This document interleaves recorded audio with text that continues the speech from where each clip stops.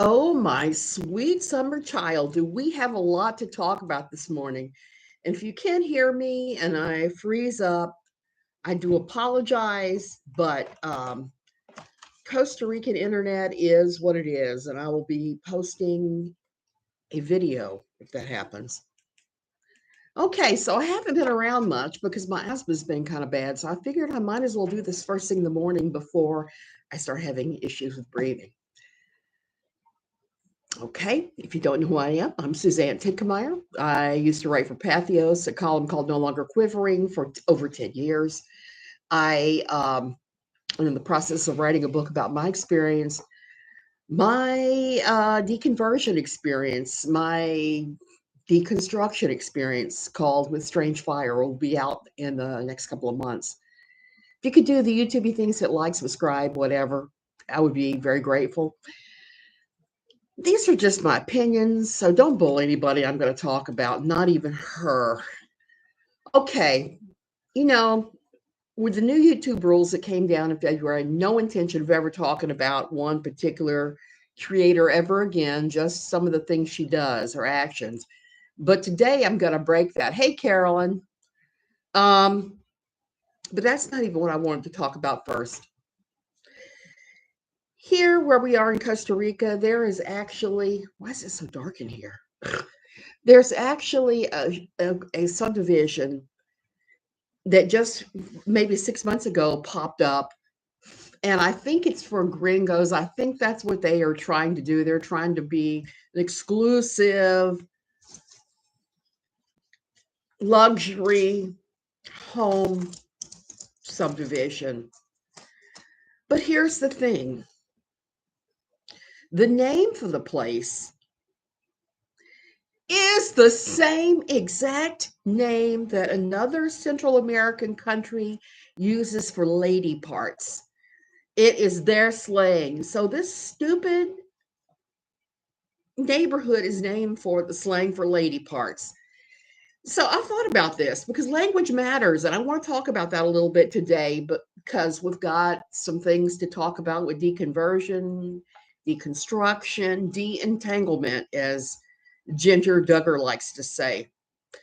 Um, and we have to talk about the horror show that is Lori Alexander. Okay. Now, there's some people that absolutely love Lori. I used to quote Lori a lot for No Longer Quivering because she was relentless. She was like, oh, like a ticker tape parade of bad ideas. Hey, Kentucky girl. So she came in all the time and was just always had bad ideas. Today I saw on my um, Facebook memories that I'd been posting about her today 7 or 8 years ago, where she'd posted the boys cannot sit still in school, so they're either drugged in school or you homeschool them and appeal to their inability to sit still. And I just broke that down. So what I used to write about Lori back on No Longer Quivering is I would take Lori's own words and then, sorry, my nose is itching. I'm just like, I'm itching and twitching this morning.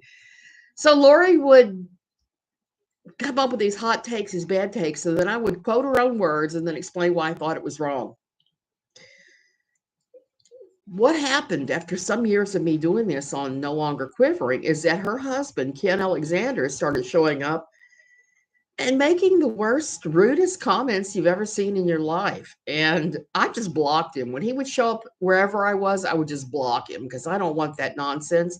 I'm talking about her words and ideas. I'm not saying that she herself is some kind of evil personified.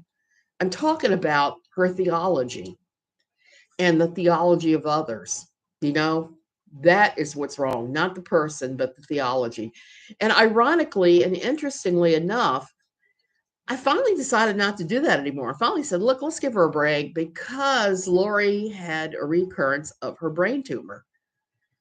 So the very day I posted on NLQ, I was no longer going to be talking about Lori Alexander until she was on the other side of her brain tumor treatment, was because I felt bad about picking on somebody that was dealing with brain cancer, well, a brain tumor. That was the exact moment that her husband tried to contact my husband and tell him what an evil witch I was and how I was harassing his wife and just all kinds of ridiculousness. Ken Alexander could not have had more of a awful sense of timing. He did this on a night when my husband was incredibly sick. He was throwing up and going back and forth. And he came and got me and said, "Hey, there's some idiot on here who's throwing rocks at you that you need to deal with." Says, "I'm not even going to. I'm too sick to even think about anything he's saying." Basically, Ken wanted my husband to spank me for private opinions. He told him if he was a Christian, he would take control of me. And part of me kind of laughed over the other part was like, whoa, no. So I said, "Look, I'm blocking you. I am not my husband. I'm his wife. He doesn't want to deal with you.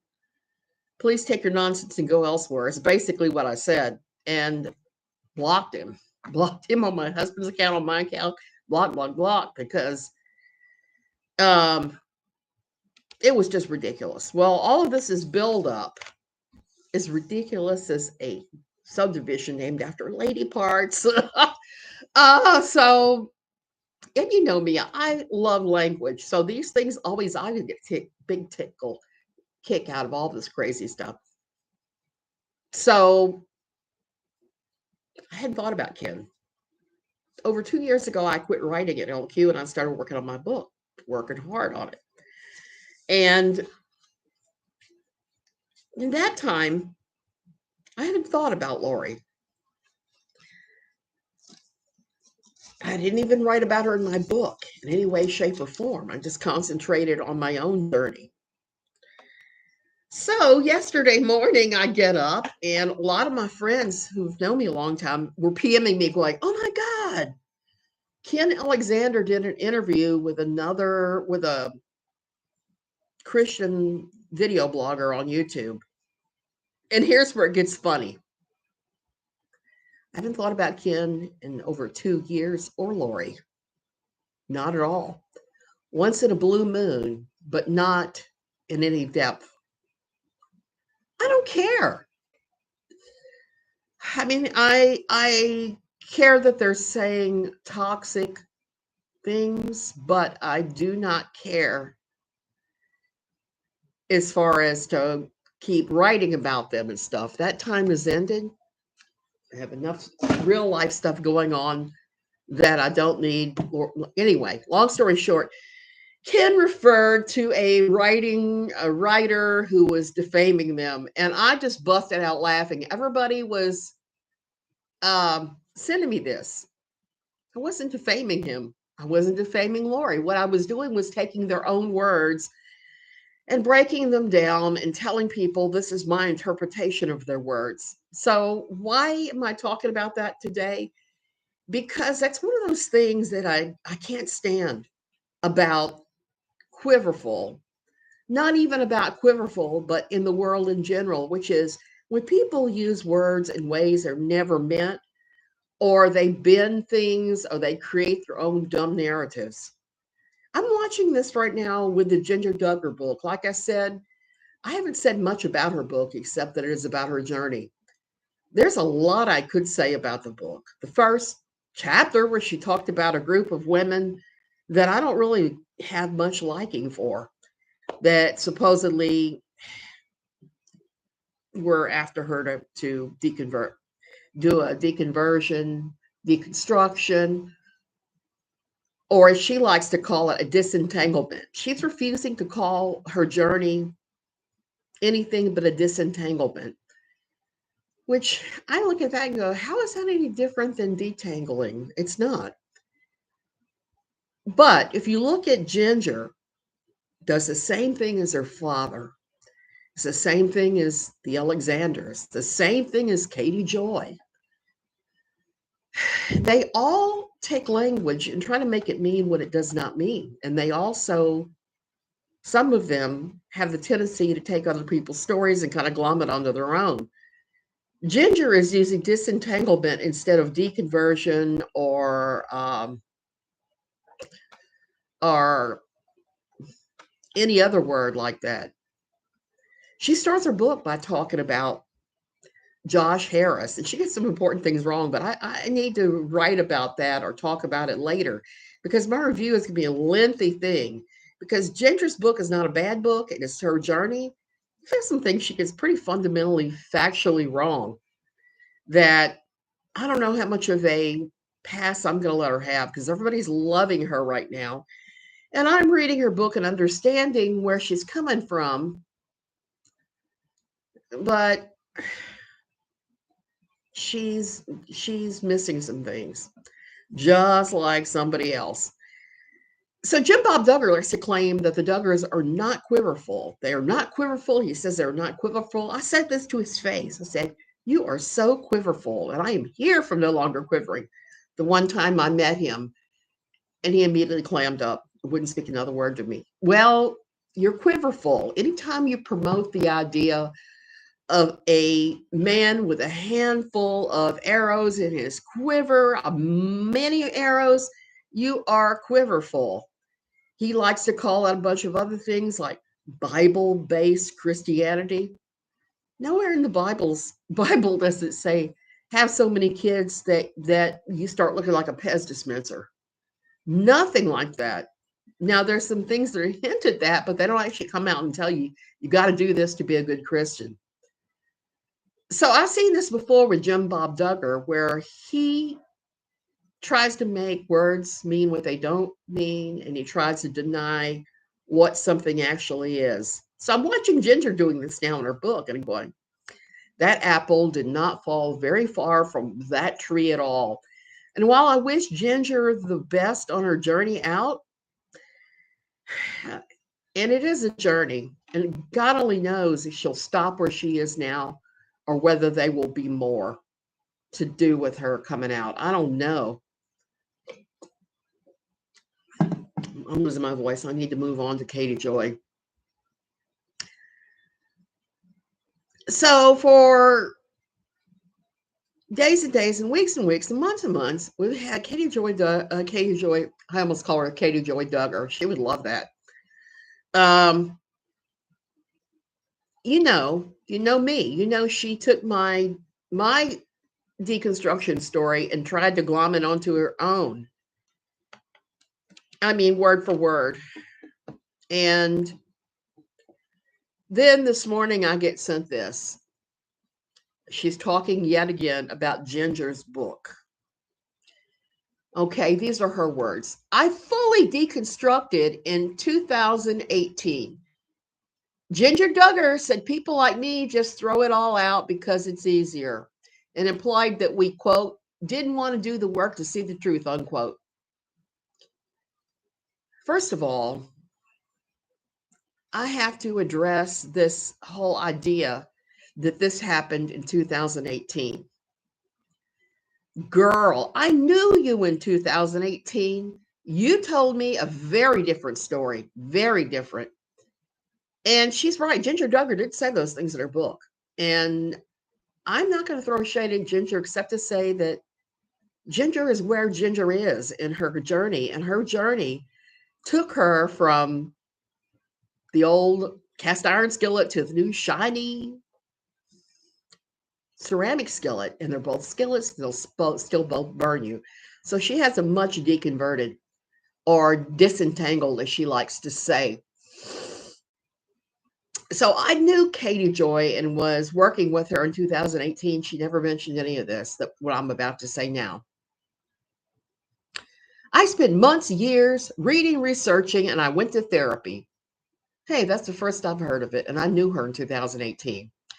I realized my truth after learning the history, and history is in caps, of religion and the Bible. That was the most shocking and painful realization ever. Yeah, because you were stealing other people's research and looking at what they were saying and glomming it on as your own. That was the most shocking and painful realization ever. My conclusion was not the same. but I didn't throw it out because it was easier. I let it go because I didn't believe it was true. Big difference. Well, viva la difference. Um, I oh yeah, she's excellent at rewriting history. It's the only reason I'm talking about her today. I have no use for this woman whatsoever. She's stolen my life story. She has tried to steal my story of leaving my church. And this is more of that. I worked with her in 2018. She never once mentioned any of this crap to me. What she said was, "Oh yeah, we went to church for a couple of years and I taught Sunday school, but we joined so that they would give us money and or practical help with my son, the son that she doesn't like us ever talking about, whose name I'm not going to mention, even though I certainly could. And if you Google his name, there's hundreds of pictures of him online that she has put online. So she likes to say, you can't talk about my son because you violate his privacy. Girl, that ship has sailed and you did it." Um, the whole thing with her and the deconstruction, disentanglement, whatever you want to call it. If you deconstruct your faith, usually what happens is you build something else in its place. It may be a different faith altogether. It may be no faith, and that's all cool. That's all part of everyone's journey in or out.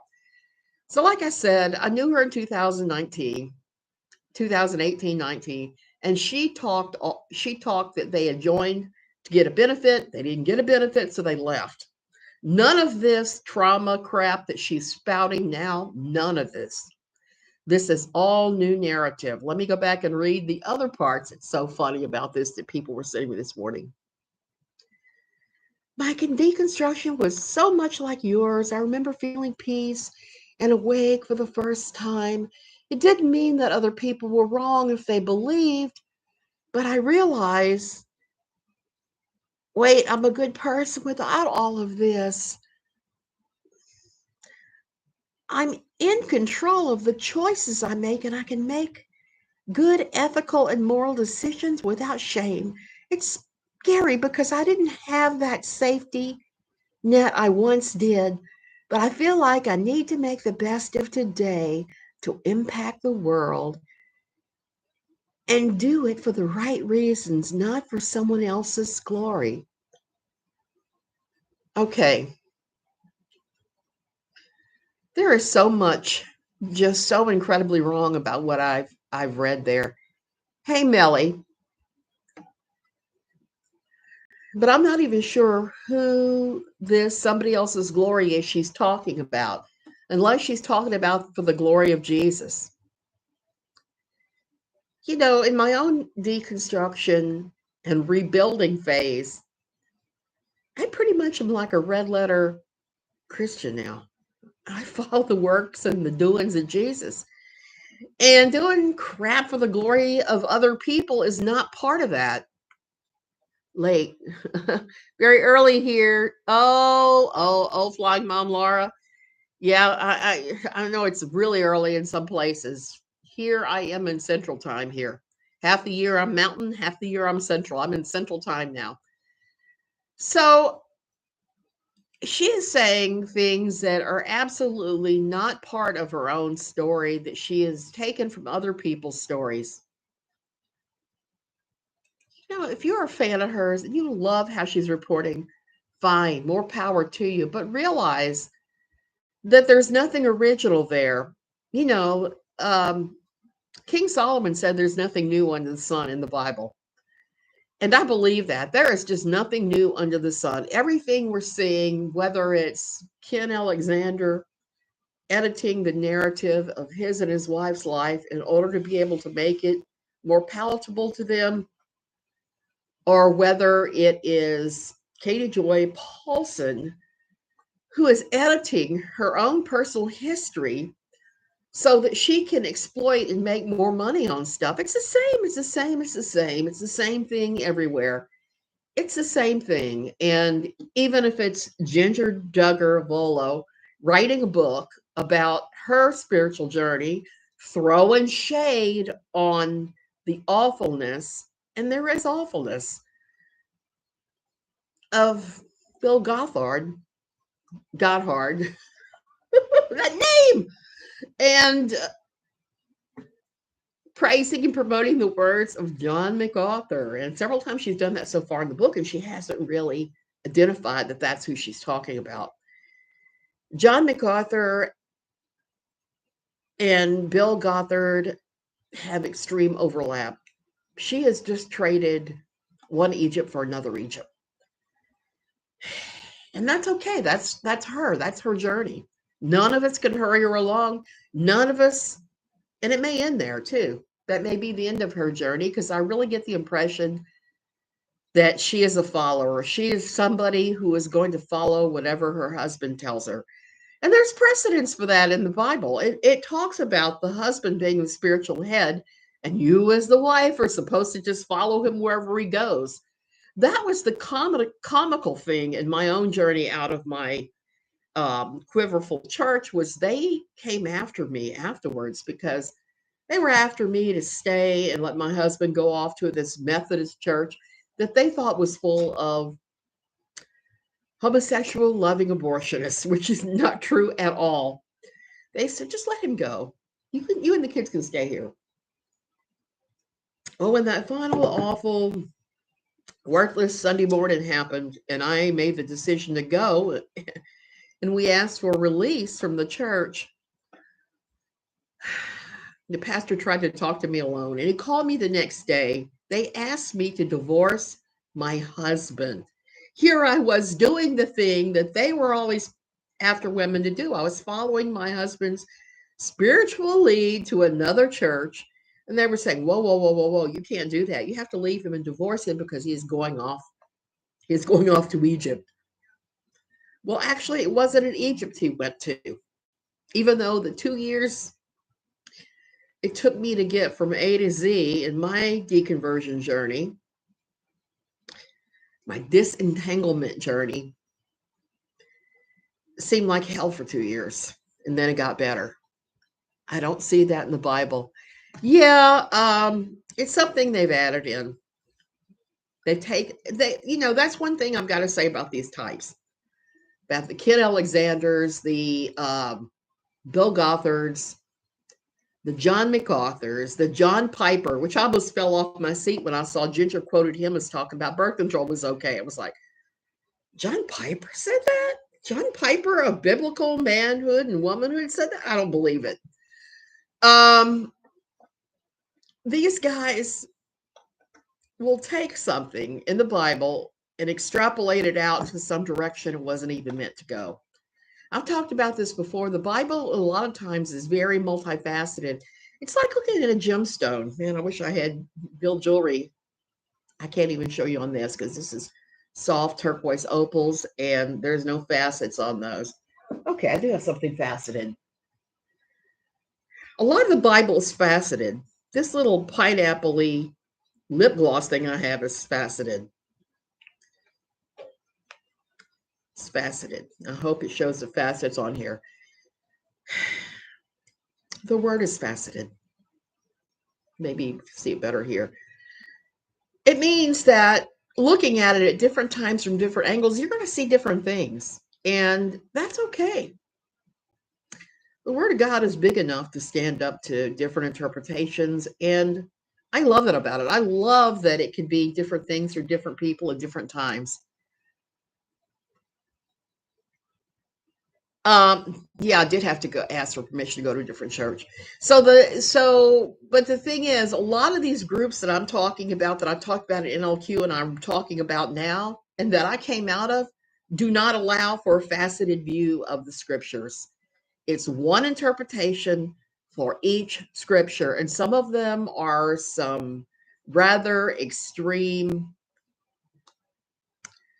I would say almost like yoga, except that they don't like. If you were to tangle yourself up, disentanglement, that's my new word since Ginger keeps saying it. Even though what she's done is not disentanglement, it is the same kind of destruction of what you formerly believed that all of us go through. And then afterwards comes a reconstruction of a better, nicer model. Yes, I did have to ask for permission to go to a different church. The way it worked in my non-denominational, quiverful evangelical church is most people just snuck away and never returned. But if you were believing the way they were believing, like I was believing in those days, and what you would do is you would go to the pastor and say, "Oh, Pastor so and so, I feel in my heart that I am called to go to XYZ." And the pastor was supposed to pray for you, release you, and send you on your own way. And if you did not get that permission, it was taught that bad things would happen to you, that you were beyond the protection of the body, you were beyond the protection of God, you were in rebellion against God because you weren't doing things the way they wanted you to do it. Kentucky girl, I believe that too. Work out your own salvation with fear and trembling. I think the church I grew up in would blow your fingers in mine. There was women pastors and open door policy, come and go as you felt like it. Laura, that's an excellent thing. That is an excellent thing. But the church that we went to afterwards, the Methodist church, has a lot of that. It was open hearts, open minds, open arms sort of thing. And I really benefited from that, spending 10 years there post fundamentalism, post quiverful. And it was not a comfortable time for me because I still had this in here. And my pastor there, thank God, Randy, thank you, Randy, had to put up with fundy speak coming out of my mouth every now and then. And I remember specifically when I was taking my training to be a Stevens minister, sometimes fundy town would pop out of my mouth. And Randy would just look at me and pat me on the head and not throw rocks at me or anything else, even though I was saying something that was contrary to what was going on in the Methodist church. Not that it was necessarily bad, it just wasn't what was going on. And it took me a while to get past that, a long while. That thing was in there for a long time. I've talked about when you leave these groups, the hardest thing is getting the group think out of your mind. And you may have to stop and tell the group thing 50,000 times a day. Hey, that's a lie from the pit of hell. I don't want to hear it. This is the truth. You may have to do that 50,000 times a day. It becomes easier and you have to do it less and less the more time you're out. But it's really one of the most useful things you can do during your deconstruction journey, your disentanglement journey. Ginger, just call it deconstruction. You deconstructed from Gothard and you reconstructed at John Author. That's what you did. But I'm not going to quibble with you at all. Hell and damnation were really not a thing. Love and forgiveness were the main thing. That sounds awesome. Most of the churches around here, and I'm not going to church here because of the dog issue, but the only one left is fire and brimstone all the time. The one time I went to their Christmas Eve service, figuring it'd be a nice, pleasant, peaceful Christmas Eve service that talks about the love of God and the birth of Jesus, followed by tamales, was they went off the deep end with fire and brimstone at the end of their baby Jesus, pure and mild. They started there and ended up with, God's going to get you for that. And I was horrified because, first of all, Christmas Eve is when you're going to have the surfers and the others that normally don't go to church who are going to show up for their Christmas and Easter services. That's when you're going to have all your visitors and you're going to have all your unchurched visitors. So why on earth would you start with your most ridiculous, over the top, piss people off content? I don't know. But that church is all about fire and brimstone all the time. I cannot attend. I just can't take that stuff seriously anymore. It's like, really? You're really going to go there? Jesus himself didn't even go there. So why are you going there? But so many of them, that is their thing. And I don't get it. I'm just gonna throw that out there. I don't get it. We didn't even go there in my old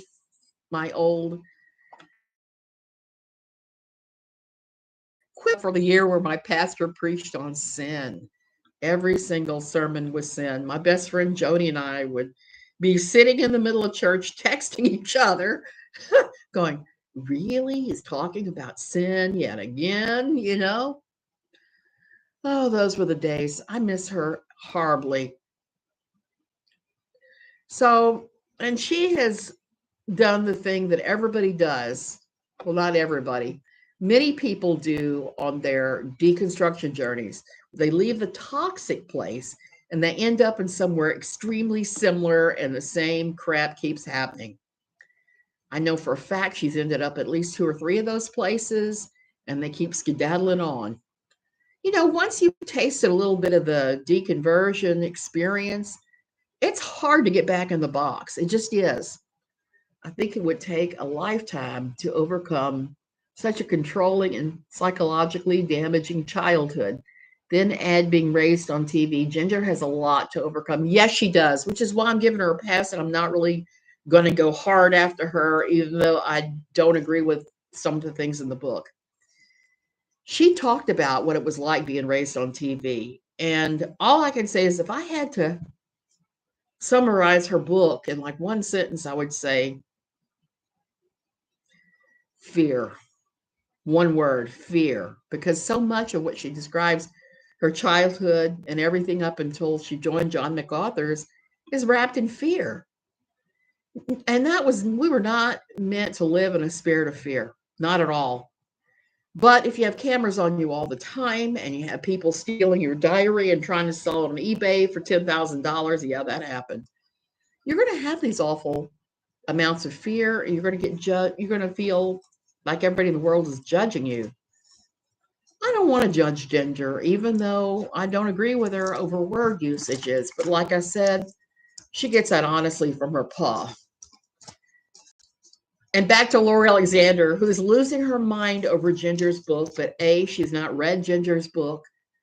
B, she seems to think it's all tell all bashing the parents, which it is not. It is so not.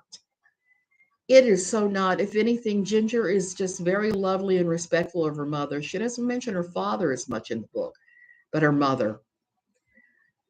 So I'm willing to give Ginger a whole lot of latitude because I know what that journey is like, even though I was not raised in that religion. So I don't have it, the depth in me is that I know kids who were raised in that do.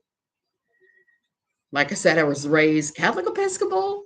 I became an atheist pretty early in my teens and stayed that until my 30s. And even though I went to church with my husband at the Methodist church of his family's raising, still didn't buy it. I just went, and it was pleasant, and I enjoyed the singing. But I didn't really enjoy much of the preaching that much. Sometimes I'd listen and be like, yeah, okay, that's good. And other times I'd be like, oh, no, no, no, no, no, no. So for me, it's been kind of the circle. And I'm not an atheist, but my faith looks very different than it once did. And like I said, I'm kind of looking at Jesus. I'm not looking at much else out there. And I want to throw this out there. If you're on your deconstruction journey, for me, an important book on my deconstruction journey has been Miss L.B. Cowan's Streams in the Desert, Cowman, I should say. It's an old book written in the 1920s. I guess it's 100 years old now. She was taking care of her terminally ill husband at the time, and it was pretty much her prayer journal. And there's a lot of wisdom to be found there, even if it's 100 years old. Jesus saves, not the church. Kentucky Girl, exactly right. So I read that now. And I'm getting plenty of scripture from it and plenty of other people's thoughts. And like I said, I don't always agree with everything, but it's a comforting thing to me post Deconstruction, reconstruction. And reconstruction is as painful almost as deconstruction. I'm going to throw that out there. It just is, because you're still looking at everything that you learned at your place and your thing, trying to figure out what to chuck out and what to keep. And that is can be painful too. That can be painful. Just look at the South. The Reconstruction years. That was painful for everyone living there, even if they were on the wrong side of history. It still doesn't lessen the pain of reconstructing your life in a way that lines up with something you never considered before. Okay, I'm going to go ahead and leave you guys. I can feel I am losing my voice. So I wanted to do this early enough in the morning so that Mr. Asthma wasn't kicking my rear end. I only have a little bit of voice now every day, and then that's it. I have to quit talking, which for me is quite a horrific thing. Okay, you guys, love you. Don't pay any attention to the nonsense coming from you know who, because it is nonsense.